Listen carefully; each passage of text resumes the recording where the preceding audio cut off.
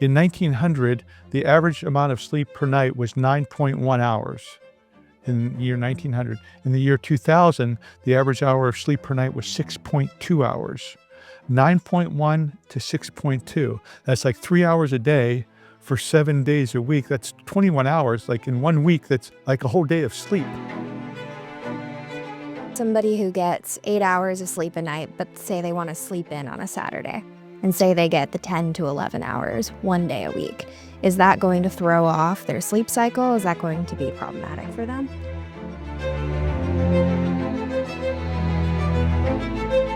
Hello and welcome to Design for More, sponsored by Common Reason Ministries and Honey Lake Clinic. I'm Dr. Tim Jennings, joined today by Danielle Rome, one of our therapists, and Dr. Carl Benzio, one of the co-founders of Honey Lake Clinic and our chief psychiatric officer. And today we're going to be talking about sleep hygiene. And sleep is one of the essentials for life. In my practice, it's very strange how I've had to educate so many of my patients. On the sleep issue, and I tell them, there are 4 physical requirements to life: air, and they all know that one; water, food, and sleep. And that fourth one, I bet not even 50% of them recognize it as a physiological requirement to life. Yep. But sleep is a physiological requirement to life. And we want to talk about that today because I think the latest stats show that I think it's 35% of Americans are chronically sleep deprived, getting under 6 hours of sleep a night, 35%. And so whoever would like to start or where we want to start, do we want to start with talking about the problems of sleep deprivation and what it causes, or do we want to just jump right into the things that people can do to sleep better? I'm wondering if we can start maybe with how sleep is supposed to be to give us a foundation of what we're looking for, like what's the healthy amount, timing, stuff like that. And then maybe from there we could talk about where that goes wrong. Yeah. I think sleep hygiene is the healthy habits or elements around us being able to have good sleep that helps us psychologically, physiologically, and spiritually in a lot of different ways. And I saw a statistic not too long ago that in 1900, the average amount of sleep per night was 9.1 hours. In the year 1900. In the year 2000, the average hour of sleep per night was 6.2 hours. 9.1 to 6.2. That's like 3 hours a day for 7 days a week. That's 21 hours. Like in 1 week, that's like a whole day of sleep Yeah. that Yeah. you're cutting out of a person's life. And now we see a lot of And psychological issues in Yeah. our society. And, Yeah. we've lost a whole So day of sleep. let's try to define what normal sleep looks like and what it is. Historically, I've got some data to share on that as well. And then let's talk about when we compromise that chronically. We can talk about acutely and chronically, and then let's talk about things we can do to help. But I think it would be helpful for our audience to know what normal sleep is. Yes. And first and foremost, the data shows unequivocally, no matter how many hours you sleep, you're healthier and have better long-term outcomes if you're sleeping in harmony with the sun's rhythms wherever you're at. If you're sleeping at night when it's dark and you're awake during the day with the sunshine, even if you're healthier than if you're getting, let's say, 8, 9 hours of sleep and working third shifts, you're not as healthy. So first and foremost, and I know I'm thankful for the third shift nurses and fire department and all those people. I mean, people got to do it, but there is a health price to pay for that. And people just need to know that. Secondly, normal sleep, and many of my patients don't know this. Many people think that normal sleep is you fall asleep at a certain time, you sleep for 7 to 8, maybe 9 hours, and then you wake up. No human brain sleeps this way. We have if you put an EEG monitor on somebody's brain, when you go into sleep, you actually go through these different stages of sleep. And the first stage is a very, very light sleep called stage 1. And that's where most people who are in stage 1, if you wake them up, they don't even believe they've been asleep. This is grandma on Thanksgiving snoring, and you go, "Grandma, you're sleeping." I wasn't even asleep yet. Okay. And most people don't even think they're asleep. Followed by stage 2, and there's certain EEG things happen in that. And then stage 3 is your deep, slow wave sleep. This is where your heart rate falls. This is your blood pressure falls, your body temperature falls. If you're having a lot of exercises where muscle repair happens. And then that's followed by REM, rapid eye movement sleep. That's where you're dreaming. And then you wake up. And then you go back stage 1, 2, deep sleep REM, wake up. 1, 2, deep sleep REM, wake up all night long. most people, when we're young or really physically exhausted because we work really hard, those wake ups at the end of our REM cycle is anywhere between 5 to 15 or 20 seconds, just long enough to shift, turn in the bed a little bit, and you're right back to sleep, and you have amnesia. You don't register the wake up, so you wake up the next morning thinking, I slept all night. But that's not true. When we get older, those wake ups, bladder call, onto the bathroom, and now people begin worrying, I'm not sleeping good anymore. If the wake-ups are natural on their own at the end of a REM cycle, there is actually no negative consequence to the physical health as long as you're getting at least 5 of those cycles a night. If the wake-ups happen in the middle of the cycle, your dog jumps on, the train goes by, the alarm goes off, and it's happening in any part of that middle, then there's a negative consequence. But natural wake-ups, not. The time a person enters stage 1 to the time they exits at the end of REM is anywhere between 70 and 120 minutes. So a little over an hour to 2 hours a night is 2 hours is the length of a REM cycle. So if you're waking up every hour and a half to 2 hours through the night, as long as you're able to get back to sleep in a reasonable time, that's normal sleep. And most adult brains need around 7.5 to 8 hours of sleep. And this is important because many of my patients come stressed and they've been taking over-the-counter meds because they have this fear, I can't sleep, I'm going to wake up multiple times, and yet they're getting normal, and they want medication. Medications for sleep, and we can talk about that later in detail. Generally, most of them interfere with normal sleep architecture and or cause memory and cognitive problems chronically. So I'm going to say most. It doesn't necessarily mean all, but the vast majority do. Second element was the historical point. If you actually look back in historical documents, how humans have slept historically and still do in third world countries where they don't have electricity is they slept in 2 bouts. They would, as soon as the sun went down, they would typically within an hour or 2 of the sun going down, they'd go to sleep and sleep 3 to 4 hours. And then they would get up with lamps or candles somewhere around 11 or midnight, be up till 2 or 3 in the morning, and then go back to sleep for another 3 to 4 hours. And they would actually have the first bout and second bout of sleep, and they would often do things in the middle of the night. And this is documented in my book, The Aging Brain. I actually give the historical documents that reference this, but it's still in tribal communities and in undeveloped places. This is how the community sleeps. It wasn't until electricity, where we kept the lights on, that we pushed that first sleep back, and we've consolidated into one block of sleep. But I had one patient who actually still slept. She would sleep 3 to 4 hours, from about 7 to about 11, be up from 11 to about 2, and then sleep from 2 to 6. She did not need medication. She had no negative consequence from that at all. So that's okay. That's okay.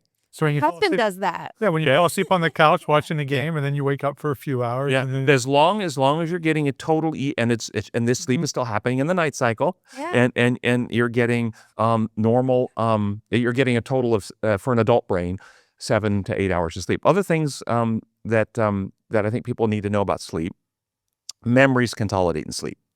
So if you're learning something and you're trying to remember this program, for instance, it's going into a part of your brain called hippocampi. That's where short-term memories happen. When you sleep at night, it actually transfers out into other areas of your brain for long-term storage. They've done studies on college students where they took and randomized them into 2 groups, and they had both groups memorize made-up words because they didn't want people's previous knowledge to impact the study. And they would memorize the mean definitions of made-up words, and then they would test them immediately after the memorization period. One group got to go sleep. The other group was kept up all night, and then they tested both groups the next day. The group, not surprising, the group that got to sleep scored better than the group that was kept up all night. But what was surprising is the group that slept scored better than they themselves did right after the memorization period. Wow. So this is why sleep is important, and this is why I tell college students, don't pull an all-nighter before your exam. You study and then go get your sleep, and don't use some prescription med for sleep, because that can potentially interfere with memory consolidation. And this is where a lot of the meds do interfere with that consolidation of memory at night. So that is an important element for people. And the final thing I want to say about normal sleep is that the brain is highly metabolic. It's 1 to 2%, 1 to 3% of your body mass, but it uses 20% of your body's energy. And byproducts of metabolism are waste products that can be oxidizing over time. It's during sleep that your neurons contract. They actually contract, and the waste products from the inside of the neuron get expelled out of the neuron into the cerebral spinal fluid, where it is cleared out of your brain for keeping your brain in a pristine state. If you are chronically sleep deprived, then you aren't giving your brain time to clear that out. And over the course of time, waste products from metabolism build up, and chronic sleep deprivation is a risk factor for dementia as we age. So sleep physiologically healthy, memory consolidation, all types of circadian. Maybe you'll speak to the physical things. I don't even speak to the hormone things and the I don't if you know the hormones that regulate body metabolism, appetite, feeling a sense of satiety or fullness, are also all released in sleep, and sleep deprivation increases obesity risks and so forth as well. Obesity and diabetes. And the other Yeah. thing that happens during sleep too is that that process of neuroplasticity, where our brain gets to rewire Yes. based on the events of the day and what we're learning and what we're doing, that there's a high level of neuroplasticity, and those neurons are changing, altering, Correct. regulating, refining during And the that's why time of sleep. kids need so much more. An infant and young children's brains are having way more structural shaping and changing. And so little infants, what is it, 18 hours a day infants will sleep? And then it slowly reduces all the way to adulthood. But early adolescence will still need 11, 12 hours of sleep at night. And this is why early adolescents will sleep a lot. But as the brain matures, then we get to the ultimately adult, and the adult needs about 7 to 8 hours of sleep mostly. But there's still that activity going on. Yes. Yeah. Yeah. At what point is it too much sleep for an adult? So that's it. So yes, the studies that I've seen show that sleeping more than 9 hours a night, more than 9, or less than 7, both. So it's a 7 to 9 hour window. If it's more than 9 or less than 7, you have all types of health problems. You're less productive. You have more mood problems, more depression. You have a higher risk of dementias as you age. More physiological health problems.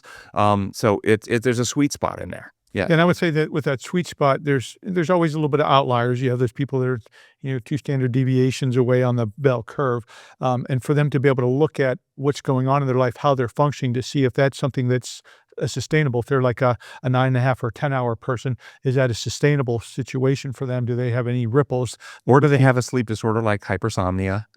Stuff that's going on in that process. So there can be outliers, but you have to really monitor to see if that if what they're doing is still allowing them to maintain good, healthy physical, psychological, and spiritual function. And there's a caveat to this as well.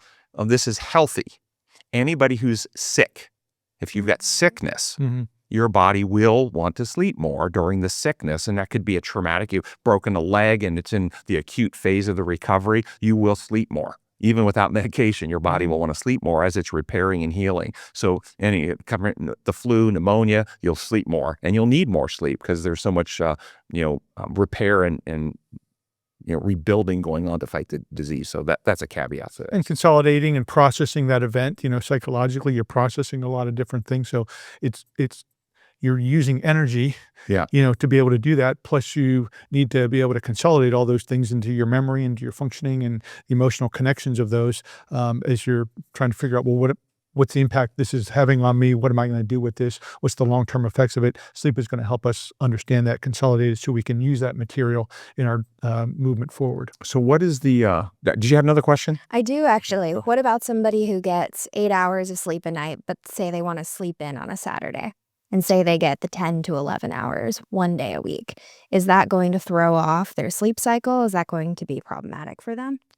Probably yes. My recommendation is circadian, because it's not just the number of hours sleep. You have all types of circadian rhythms happening in your body. And so doing that could put somebody in a couple of days of like a jet lag period where they're a little bit out of sync for the next couple of days as they get back in sync, and you can be off. Additionally, oversleeping more than 9 hours, not chronically, but just for a day, your brain will overproduce serotonin. You'll actually be less energetic, more apathetic, harder to focus if you oversleep. And I think we see this in real life when people go on vacation. Right? When people go on vacation, then they sleep in. They sleep a little bit longer. And then when they come back from vacation, what do they need?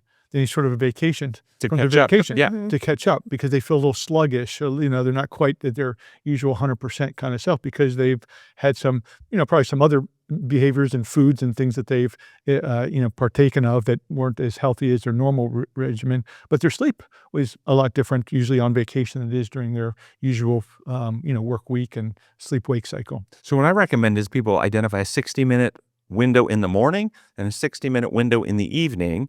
The 60-minute window is their go to bedtime in that window. and they have a little bit of flexibility, and this is their get-up time, 60-minute window in the morning. They have a little bit of flexibility there. 60 minutes either place, and it will not really throw people off. And you got a little bit of flexibility to go with the flow of the day, but you don't actually and I'll tell you, on my weekends, I have a really nice circadian rhythm. I get up within that 60-minute window. I'm an early riser. Now, there are some people that are, my wife and I are a little bit off on it. She goes to bed a little bit later and gets up a little bit later, a couple hours different than me, and I go a little bit earlier because I like the early morning. She likes the little bit of time in the evening, but we both get the quality and time of sleep we need within a reasonable time. But I suggest you, and I don't compromise. I'm on vacation, I do the same thing. I feel better. I tried this, let's sleep in, and because of what I just described, the whole day is like, I just feel blah. I just feel like, have you ever had that where you slept in and then you don't have as much energy? Yeah, Well, absolutely. we're creatures of habit. Yeah. Right? We like regimentation. There's predictability. There's an understanding of how we function the best, and we get to that mode. And so whenever we deviate from that, well, we're not going to function as well. There's just psychological aspects of being sort of out of our zone. And okay, well, if I'm waking up at 11, well, do I take a shower? Do I not take a shower? It's already halfway through the day. And, so now we're starting to think about things that I never really had to think about. Well, do I eat breakfast? Do I eat the same kind of breakfast? Or am I eating brunch? Am I eating 2 meals together at one? And now we're using energy. We're having thought processes that we didn't really have to attend to or take time to entertain the process, which now throws other things off or just wastes energy and time or gets us a little confused about, others. And then there becomes ripples of that start to interfere with our functioning. So we get more sluggish and just out of sorts, and we're starting to question things in our head. So I tell people, make that window, keep to it all 7 days a week, and only let actual emergencies intrude. Yes, your kid is sick. You're going to be up through the night with your kid. Okay, of course, if they need you. Yes, and you're not going to sleep good for those periods of time. Or a new mother that has to get up and feed and change and so forth. Sleep will be disrupted for real life requirements, but real life requirements often are not that often, really. Well, there's that one group that's pre-menopausal women, postmenopausal women, right sort of that phase, that perimenopausal phase of those hot flashes, sort of interrupting sleep. That's and right. So that's another that can be more an ongoing one for a couple years, kind of thing that can sometimes impact. So, and I've recommended people go see a reproductive endocrinologist or somebody to help manage that. Exactly. Yeah. And so sometimes it's being able to help people understand, well, what are my realistic expectations if something like that is happening? So if my child is sick for 3 or 4 days and I'm trying to, have to tend to them in the middle of the night, or if, I have a new baby and I'm getting up to nurse and do things in the middle of the night, well, what are my realistic expectations of how I'm going to function? This is obviously going to impact my functioning because, as we talked about, sleep is so important to our physical, psychological, and spiritual well-being in many ways. So what can I do to help set realistic expectations for what can I accomplish? Can I have my same proficiency at work or in conversations or in activities? Can I keep my same social schedule? There's some things that need to sort of come off that list in order for me to be able to continue to have this disruption, but not have it like make me feel like crap that, oh my gosh, I'm lesser than, or I'm depressed, or I'm anxious, or, my life is fading away, or, we jump to all these conclusions and start to catastrophize whenever we start to lose a little bit of sleep in the process, as opposed to, okay, I've lost some sleep. It's important. And it's, it's a need that I have. So how do I set realistic expectations of what's going to happen these next 3 days, 5 days, week, given that I've lost this? I think that's really important to sort of reframe and set realistic expectations with patients. Yeah, not try to keep up with everything. I want to just on the young mothers. In my practice, I've always advised them to do everything in their power, and sometimes there's nothing, but everything in their power to arrange where they can at least get 2 nights a week where somebody else is getting up with the new infant. whether it's the husband, whether it's a grandma, whether it's one of their adult siblings, somebody coming into the house. If they're breastfeeding, use a breast pump, put it in the fridge, and let that other person get up in the night at least twice a week, where that mother can get an all night of 2 nights of solid sleep a week. It will really make a big difference, and staggered if possible, not just 2 nights on a weekend. Yeah. Okay, and it will make a big difference for them and their overall functioning. And I say if possible. It's not always possible. Sometimes their single moms don't have that support, but if they can do it, it will make a big difference. That's just a little intervention that's possible. Oh, I haven't heard of that, but it's so. That mom, is she having to wake up to pump? Yeah, no, even though she's not feeding? So that's a pretty long stretch, 8 hours to a lot. So it seems to feel the need to get up in the middle of the night to pump, whether they're feeding. I haven't had anybody raise that objection. Okay. So if that were the case, then they would have to still do that. But that might only be once instead of 4 times a night. Yeah. Okay. And typically early babies can sometimes be up 4 or 5 times a night with feeding and Every changing. few hours. Yeah. And so it's important to, if possible, to navigate that. And then the other thing would be, if possible, because of how the sleep cycles work, if mother is waking up naturally on her own, that when her natural wake up comes, she goes and actually tends the child then anyway. And wakes the child, feeds the child while she's up, and then gets her natural sleep. And rather than waiting for the child to wake her up in her sleep, that could also be helpful. Yeah, works within her natural architecture. Yes, exactly. It's much better. Interesting. Yeah. Yeah. Do you have more questions? Yeah, I do. Yeah, because I'm eventually going to be asking the question, okay, what are the problems with sleep deprivation? Yeah, and I definitely want to get to that. Something that I hear from some people that I work with is they just lay awake at night for several hours with just anxious thoughts, and they can't fall asleep. And so I'm wondering, there are a few different things that can cause this, but I'm wondering. So we're not ready for that question yet. That question is about the problems people have. So we've identified what normal sleep is, and I do want to say, what are things people might be doing throughout the day or right before bed that's keeping them from being able to we're not there yet. Okay. So we were looking at what normal sleep looks like. Now let's look at the problems, and then let's look at the problems that the sleep deprivation causes.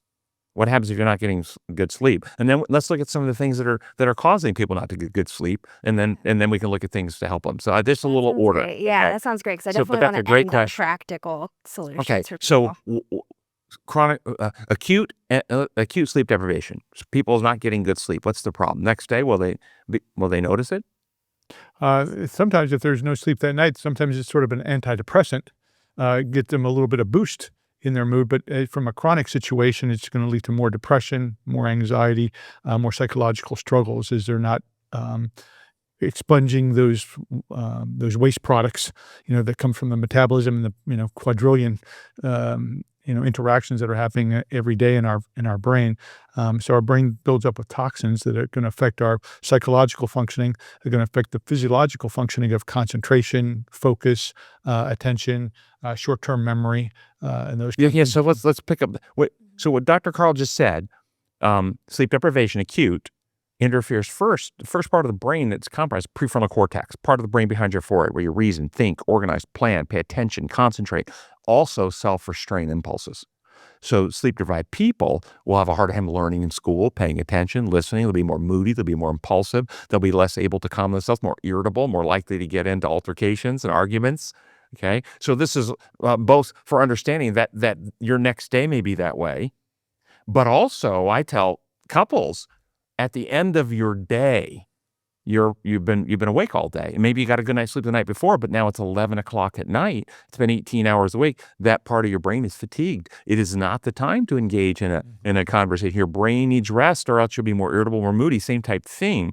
And so get your good night's sleep, and then have those conversations the next day. But if you're chronically sleep deprived, this can be a factor in kids with moodiness and impulsivity. It's part of the school structure. I think we're hearing some conversations. I've been aware of this for several decades, and I've criticized in my local. I communicated back when I was in Tennessee with a local county about the school times and what healthy sleep is for kids and adolescents. And the school times are 7 a.m. Kids are getting up at 5 a.m. in order to get on the buses to get to school by 7. This is terrible for them. They'll be more irritable. They won't be able to learn. learn, their focus won't be as well. They need to put those start times back later so the kids can get the sleep they need. I hear rumblings in our country now that they're actually looking at making those changes. I think Minnesota did went to 9 o'clock time, so they pushed, for especially for adolescents. The middle schoolers now went earlier than the adolescents, just because of what we talked about, the adolescent going through a significant time of change, needing more of that sleep for that plasticity and the pruning process to occur. But I want to go back to a point that you made about being fatigued sort of at the end of the day. It's amazing how many couples I work with, usually, one spouse, and they talk about marital difficulties. Usually their day is very busy. They get up, they're on the rush, they're moving, they go through the work days, they tend to their kids' situations after dinner, and they do that. They get the kids to bed and settle them. Then, they're either in the bedroom or in the, sitting around watching TV.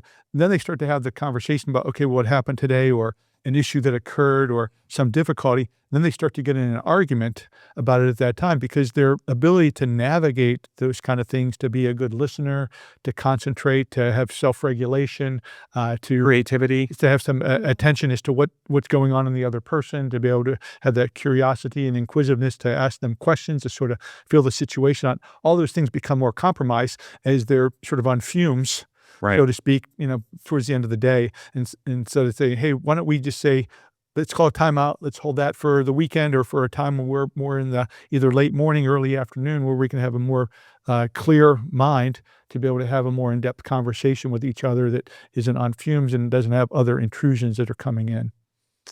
Okay. So chronic sleep deprivation we talked about dementia. What about mood disorders?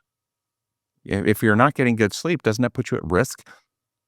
Attention problems, distractibility problems, mood, depression problems. Somebody who has the genetic vulnerability for bipolar with sleep deprivation. And I actually tell my bipolar patients, if you have a diagnosed bipolar, you shouldn't work third shift. Swing shifts can throw them off. Not only not working third shift, but usually I found that when a person travels more than 2 time zones, they have an increased chance of having a manic flip or a hypomanic episode. So being able to try to, when you can anticipate your trip, start to move your sleep cycle a little bit at a time, maybe starting a couple weeks ahead, so that you can, when you land in that particular destination, you're more on that sort of what the sun is and what the time of that particular time zone that you're in, so that you can avoid that manic flip. And I've sometimes also done a transient bump of the med for those, Just in case. just as they're getting there and coming home. Proactive. For like a week and then they get back to their baseline. Correct. To help mitigate that as well. It can be very helpful. But that's a good point. But what we're articulating here is sleep is involved in the physiological well-being of a person, and people with vulnerabilities to mental health disorders can exacerbate those problems. And what about, I guess maybe we can now start talking about the issues that interfere with good sleep, because I was going to throw in the question of people who are using alcohol as a nightcap to sleep. Yeah, alcohol disrupts this, the sleep cycle, what we're talking about, that architecture and those stages of sleep. Alcohol disrupts it, just like benzodiazepines, as you alluded to earlier, disrupt that process. So even though people often think that, wow, I'm having a hard time sleeping, I just can't fall asleep, or I'm so stressed, I'm worried about such and such a situation, or I got a meeting tomorrow and it's hard for me to, unwind and fall asleep. Oh, well, let me have a drink. That sedates me, that relaxes me, that, calms me. Well, all that does is just worsen their sleep process, both the sleep that they get that night, plus their ability to fall asleep ongoingly, as it becomes more of a ritual, because they get tricked into their mind thinking, oh, I fell asleep really quick. Well, they didn't really get to those deep stages of sleep that are more that restorative, consolidating, neuroplasticity, refining processes of the brain. So they didn't really get that restorative sleep cognitively or physiologically, but they did get tricked into thinking, oh, I fell asleep within 20 minutes, so I should just do that more often. And boy, that's a bad cycle. So as we go through this section now, let's just marry up the hygiene intervention with maybe some of the identified problems. In this case, the hygiene intervention is don't use alcohol to go to sleep. That's a sleep hygiene tool. Don't really, because that actually interferes with normal sleep architecture, memory consolidation. It will cause you to dehydrate at night, and you'll eventually get tolerance. You have to bump the dose, and that will only make things even worse. So first, sleep hygiene tip, in other than the good structure on your day is don't take a nightcap. Don't use and the over the counter. Do they still even have NyQuil? That because NyQuil used to have alcohol in it. It used to be like 50 proof, 25% alcohol. Wow. Did you know that? Yeah. Is it still available at 25% Not alcohol? But that's it used to be. yeah. Wow. So they've taken it out and put some other chemical in there now. Well, Diphenhydramine. sometimes in the hospital, they used to actually give back in the 60s and 70s, would give them a shot of alcohol at night to help them sleep back in the. Well, we had back in the 80s, when they brought out patients with alcohol use disorder in for medical procedures or surgical procedures, they had doctors that would prescribe 2 Budweisers at night, and they would have the Budweisers they'd give the patient to drink. So they didn't have detox? Yeah. Huh? Yeah. Yeah. Yeah. So anyway, your question now. Yeah, so if somebody were to have, say, a glass of wine with dinner or something like that, how long before bed would they need to make sure that they're having that glass of wine so that it doesn't impact their sleep? So, Like 2 I hear hours 2 or- questions in that. Well, you asked about alcohol, but you're also talking about dinner. What about dinner? Let's have the dinner question because That's true. what What about time- eating before going to bed? Any thoughts on food and sleep hygiene? Yeah, I usually try to have people not eat like 2 to 3 hours before they go to bed. 3, Yep, yep, so that 3 hours. Yep. all that digestive activity, draws blood flow to your stomach and interferes. Plus, it's just sensations that can disrupt your ability to fall asleep and to get to sleep and just stay asleep. So 1 glass of wine 3 hours before bedtime should be processed by your liver. Mm-hmm. 1 glass, wouldn't you say? I would say so, but I would just be cautious of, hey, if you're having a glass of wine with dinner, I would say maybe once or twice a week. Exactly. Even just having it Not nightly, yes. Yeah, just Yeah. even having it nightly, even if you get in that window where, yeah, it's a physiologically safe window, I think there's still remnants of it that are, circulating and swirling that Yep. for, if you're doing that every single night, that's going to have, Well, a buildup of impact. and there's other Isn't it problems take- with alcohol. Yeah. Alcohol increases your risk of cancers. Yep. Alcohol impairs your immune response. 1 ounce of alcohol will reduce your lymphocyte response time for the next 24 hours, so you'll be more vulnerable to infections.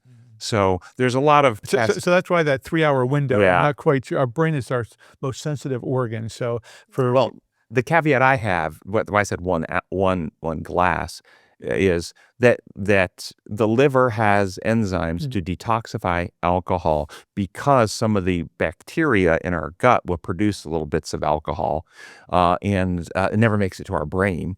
And so if you were to drink a glass of wine very slowly, it would actually never make it through your liver if you did it slowly. So it would never actually affect your brain. But it would have to be very slow and only 1 glass. Isn't that true? well, you have to start at noon probably. Well, I don't think it's that slow. And it also depends on what class. I think with some wines, it's as low as 5% alcohol and some are up to 14% alcohol. So it would also depend on Yeah. the concentration. Yeah. Mm-hmm. So, but you had another question. Now, your question. No, it was about how. Here's some yes. other hygiene elements. Yeah, so like certain things that people might do throughout the Worrying or day or close to bed. I'm even thinking people who sit on their phone in bed, they lay and they scroll maybe on social media. But you had a question about people laying awake at night or something. Yes, so different things that might cause somebody to struggle to fall asleep for several hours, laying awake at night, maybe worrying, stuff like that. So I think they're all connected. Yes. You were talking about screens. I think there's a lot of data now on blue light. Yep. And blue light, causes one to be more alert and helps destroy melatonin that your brain is trying to produce at night Mhm. and can interfere with sleep. So most of the devices have where they take the blue light out now, don't they?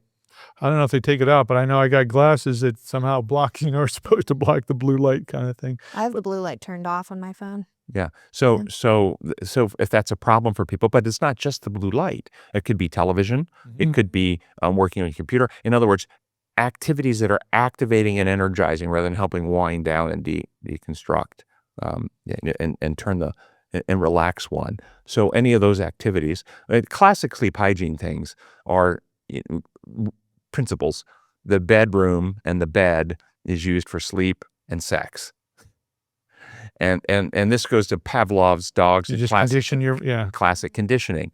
And the classic conditioning for our audience is Pavlov had the dogs, and when he fed them, he rang a bell. And every time he fed them, he rang a bell. And eventually, he then rings the bell with no food, and they all salivate because they associated together the bell with the food. That's classic conditioning. And if you are in bed with your computer or watching television programming or doing other activities in the bed, then you may condition yourself. This is the time to wake up and do the activities, not time to unwind and go to sleep. Yep. And so the idea is that it's time for, sleep and sex and everything else you do in another room of the house is the idea. So you don't condition yourself to be awake at night.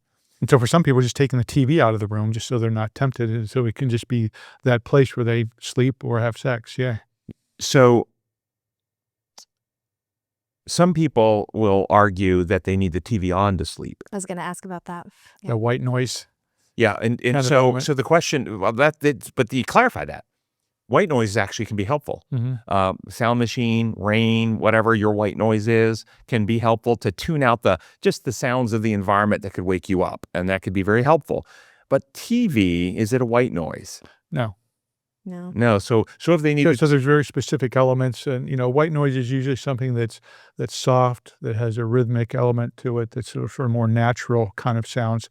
TV usually isn't natural sounds; it's voices, it's talking, it's and has a lot of light flashing too. the things that, well, even if you have your blinders on, or those night things that some people will wear, there the conversations that you hear are sort of drawing you in to that situation and that environment, and not usually the white noise that people have is sort of just a natural kind of setting situation that's blocking out intrusive sounds, not providing intrusive. So what do you think is being said to you as the provider when somebody says white noise doesn't work for me, I have to have a TV on? What do you think they're saying? I have a hypothesis, and it usually is right. Yeah. My I mean, what I think of is people need something that's more intense to distract them from the anxious thoughts or that's exactly right. whatever they're ruminating on. Yeah. Yes, they don't want to hear, they don't know how to calm their own mind and their own thoughts. And so they need these other things. That becomes the focus of attention that takes their mind off of whatever's it. So this is a person who's got stuff to work on, and, resolution, whether it's trauma, whether it's conflict, but they also don't know how to calm themselves. Yep. So there's an opportunity there to help them. So that's what I hear as well. Whereas white noise may not be that at all. It's just white noise. I know I use a rain when I travel. I have a app on my phone, and I turn that on. It sounds like rain, because all these noises when you're traveling, and and it's very helpful to tune all that stuff out. So, but I think another helpful element is having a routine that allows you to sort of transition from my day in my active space to a more relaxed, calm space. Some people can go fairly quickly from being active and engaged to being calmed, and they have a slow heart rate and they can calm themselves very quickly. But playing a lot of sports, you go from your outside the arena space to the inside intensity. Well, you had a routine that you went through. You had a pregame meal that was sort of your superstitious, meatball hoagie and one piece of pepperoni pizza. And you went to the locker room and you put on certain things at certain times, and you wore your favorite shirt, and you were just getting your mind in that space of transition over the course of a half hour, 45 minutes, an hour, to be a relaxed person in your real life to being an intense performer, in the athletic event. And I think for a lot of people, there needs to be that transition from here. We got to be on. We got a lot of activity going on. Some people do that over the course of the evening. They have their active, work life, kid situation, and then dinner time, and then they start to mellow out and relax and have recreational activity and some relaxing activities with kids or spouse, or TV show, and so they're in that mode. Some people are going all the way up until that time where, okay, now it's time to just brush my teeth and go to bed. It's really hard to just turn it all off and make that transition from, sixth gear down to first gear in just a couple seconds. So trying to figure out what is that routine that allows you to get from this part of my life and this part of my house to my bedroom, and the bedroom means this, and it's shutting out all these other distractions, and I'm able to start that soothing process. And it usually might take a little bit of time for me to go through some cues or some conditioning elements that have conditioned me that, okay, now I'm ready for sleep. So some of my patients have struggles because as they're laying down to go to sleep, their mind starts thinking of all the stuff they need to do. and not worries, Mm. not neurosis, actual stuff. Don't forget this. Don't forget that. Don't forget that. And they won't allow themselves to actually totally relax because they're wanting to keep a certain level of alertness to hold on to that so they don't forget it. Mm-hmm. And I advise them just put a pad and paper by your bed. Yep. And if you think of something, you just jot that down. You don't have to remember. It'll be there in the morning when you get up. And for those who have that problem, that actually is quite helpful for them. Mm-hmm. And they just write it down and they can forget about it and go to sleep. So that's a little sleep hygiene tool. Other sleep hygiene stuff. Classic is sleep is used, as we said, for bed is used for sleep and sex, but a cool room, Mm-hmm. the temperature. Hot rooms are harder to sleep in. Mm-hmm. Yep. A cool room, a dark room. And our body temperature goes down a little bit too, and that's why that cooler room is usually more conducive to that process. A dark room, it's important. A dark room. Some people say, I have to sleep with a light on.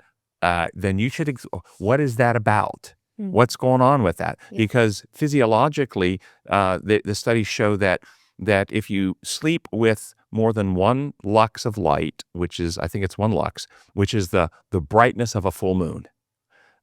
There's no harm in that, right? And that makes sense developmentally. You can sleep with the brightness of a full moon with no negative consequence. Anything brighter than that, you actually have negative consequence. Even if you're getting sleep, it has a negative consequence on you. Yeah. So Negative consequence. pardon? What's the negative consequence? What is it affecting? Is it the melatonin? So yeah, so I don't know if it's affecting the melatonin, but they're not as restful. They don't get and there's I think there's some intrusions in the sleep. So instead of going through the natural cycle and waking up the natural time, just like any kind of sound or light or other things that might intrude on that sleep architecture, especially in those first 2 stages, might not allow you to, transition into the deeper stages of sleep. and I saw this on elderly folks, and I think they didn't perform as well cognitively if they had brighter light the next day. Wow. So, which would relate directly to them not getting the restorative sleep, and that's the prefrontal cortex is not working as well. Now, I'm a So- person who likes to sleep with the windows open, not open, but the blinds not pulled, because we usually we're going to bed when it's dark outside. But I like to wake up with the sun. Yeah. I like the sun to come in. Now, my wife, I'm sort of one of the 7-hour sleepers. She's a 9-hour sleeper. So we have this thing that she likes that extra hour and a half-ish of sleep. And so she doesn't want the sun to come in because then that'll interrupt her sleep and block her from getting that 7.5 to 9 hours, because then she'll wake up because the sunlight is coming in. So we have this sort of thing back and forth of Yeah, the black. draw the blinds or not Yeah. draw the blinds. Yeah. Yeah, we got sleep masks because my husband and I had the same issue where I want the sun to come in, but he wanted to sleep in a little bit more. So we got these like little sleep masks that extend out so that they don't touch your eyes or eyelashes. And it's like totally blacks out everything. It's Oh, wow. so nice. Yeah, we've got those when we travel. Very helpful. Yep. Yeah. Yeah. So sleep, a bedroom for sleep. Set a routine for yourself. Don't use alcohol to go to bed. Don't eat within 3 hours of bed. Don't exercise hard within 3 hours of bedtime as well, as I understand, as part of the helpful routines. Well, I found that out. I used to play in a basketball league, and sometimes we'd have a game at 10 o'clock. You play from 10 to 11, then you come home, and I'm watching ESPN till 1:30 because online. I'm all Yeah. wired up. So yeah. So exercise is important during the day, Right. to tire out your body so you're be able to rest at night. But exercising, a lot of times people are their busy work day and I'm going to work out at 9 o'clock at night and get that treadmill in or whatever. Not a good time to do that intensive workout. Wow. Cool room, proper temperature, a dark room, quiet environment, sound machine if you need one. Also, though, address your animals. I've actually had patients, not many, but a handful, that came in and were complaining of sleep problems and wanted medication to sleep. And we went through the whole sleep hygiene. And finally, I said, do you have a dog? Well, yeah, they've got like a 90-pound dog that Comes in on the jumps bed? out of the bed at night. And I said, well, you need to put the dog out. They wouldn't do it. They said, no, my dog. This is for no. I said, well, you're not getting medication from me for that. And I wouldn't do it. They went to find somebody else to medicate them. It's like, you want to be medicated so your dog can jump in and out of bed. Do you understand? Explain what's going to happen to your brain with these medications. And it's like, well, but it's my dog. I don't know. Yeah, my and God. it's a dog. Right. Yeah. So yeah, deal with your animals and make sure that they are not going to be interfering with you. Or cats. It could be cats. Yeah. Okay. And then sometimes it might be a spouse. I was just gonna say, as you're talking about that spouse with, either restless leg or sleep apnea Or this those machine, that spouse's sleep apnea machine. And if that is actually the case, my advocacy is to the greatest. And get a mattress and pillow that is appropriate. Mhm. That makes a huge Big difference. difference. Huge difference. I got one of those beds where you can actually change the intensity of the mattress, if you know what I'm talking about. Mhm. Yep. Okay. And then we got my wife and I, it's a king size one, but the way it's built is you each have your own half. Yep. It's Mhm. together, but is one, but it allows for the fact that I'm a pretty big guy. My wife's not very big. When I turn in the bed, it can jostle the whole bed if it's one mattress, but this allows it never jostles hers. And so we're together. So this is the kind of little strategic things you can do so that your partner can get good sleep. And that's important because to the degree that the spouses can sleep together, I think it's very important and not have to sleep in separate beds or separate rooms. But there may be medical conditions where eventually that's necessary. And if you have to do that, you have to do it. Yeah. Yep. I think, the mattress is an important point, but also a pillow for me was real important. It was hard for me to find a nice hard pillow. I like my head to be elevated, and it was hard to find a pillow that wasn't hard. It'd be mushy. And if once it got mushy and my head would go down, I would have to, fluff it up, and it would wake me up in the middle of the night and I'd have to fluff it up. And then going to a nice, hard, firm pillow had done a world of difference for me being able to sort of sleep straight through the night. So let's mention the caffeine question. Mm. Oh, yeah. So caffeine, maybe I should give a little education. The data I've seen, caffeine should be understood as a medicine. Hmm. It can have caffeine in either green tea or black coffee. Those two drinks have been shown in a variety of studies with large populations. If you can take 1 to 2 cups or even more a day without interfering with sleep, and not everybody can because there's different sensitivities, then it actually has a lot of health benefits. It reduces the risk of dementia, reduces the risk of all-cause mortality, diabetes, cancers, all go down with it. Caffeine alone has no benefit. Oh, interesting. Okay, it's the caffeine specifically in conjunction with either green tea or black coffee where you have these certain phytochemicals that are interacting, causing a very positive physiological benefit on our immune system and our overall health. So I want people to understand that these drinks with sugar added in and or various other sweeteners, one artificial sweetener a day will increase your risk of dementia. Mm. So don't use those. Yep. So it needs to be really without the creamers and sugars. Those are not healthy. It needs to be in the morning. But caffeine, the way it works, and again, only those two drinks have been shown. Sugary drinks, diet soft drinks, just caffeine pills, no health benefit, just problems. Yep. There's certain medical conditions like Raynaud's disease and other vascular conditions. Caffeine's a vascular constrictor, can worsen those, shouldn't take them. Certain people with fragile seizure disorders, caffeine lowers seizure threshold, makes seizure risk higher, shouldn't do it. And then some people can drink a cup of coffee or two in the morning and sleep well without any difficulty. That's okay. Other people, 1 in the morning even, they have trouble sleeping. Sleep is more important than the potential benefit of these drinks. But if you're a person who can actually drink 1 or 2, then it's okay. But here's how caffeine works.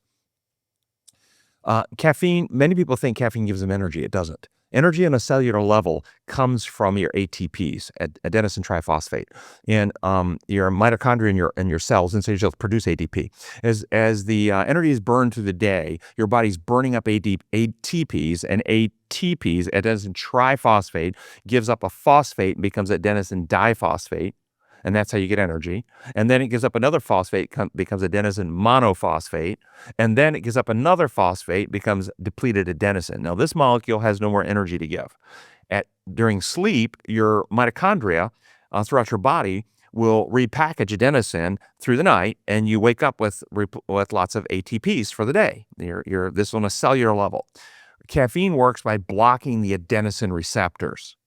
So you have depleted adenosine, but adenosine can't get on the receptor. When it gets on the receptor, that's where you get tired and fatigued and you want to go sleep. caffeine prevents the adenosine that's depleted, the ATPs that are depleted and building up from getting on the receptors. And so eventually 1 cup of caffeine, you're still feeling tired. So you hit 2 and then you hit 3. And you're actually not getting more energy. What you're doing is you're blocking the signal that your body's saying it's time for sleep because you're depleted of energy. And if you go too much, you're actually on a cellular level depleting your energy reserves. And then when you pull back caffeine, let's say you're caffeine free, you may spend a couple of weeks with a lot of fatigue as your body's reprocessing all this and rebuilding your ATPs. Wow. Okay. Second thing is that caffeine has, for most people, a 6-hour half-life.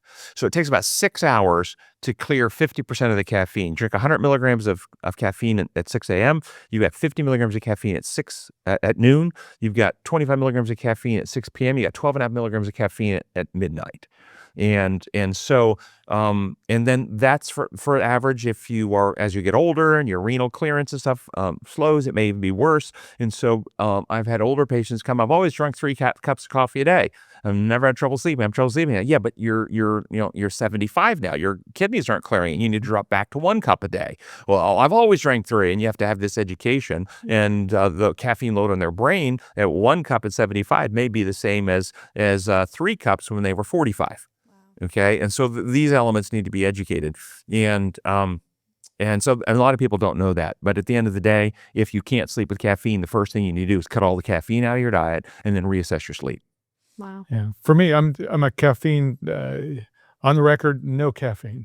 I just don't think caffeine is helpful. There might be some physiological effects to it, but just what it does as far as irritability, agitation, interfering with emotion regulation, those kind of things.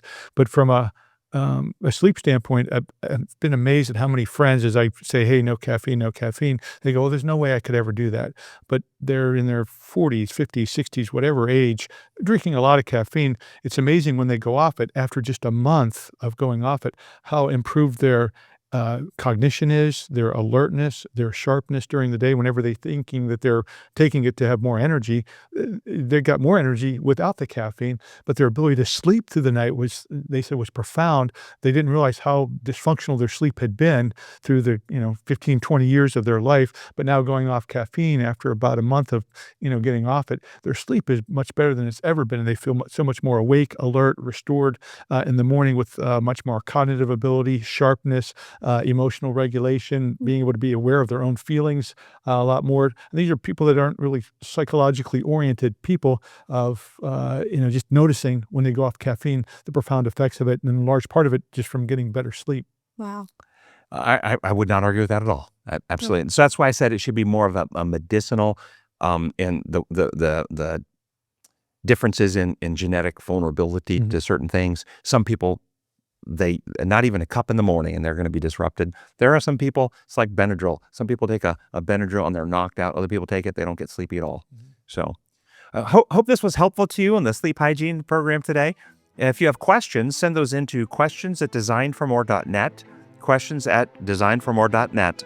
And if you'd like more resources, check our website, comeandreason.com, and we'll see you next time. Thank you.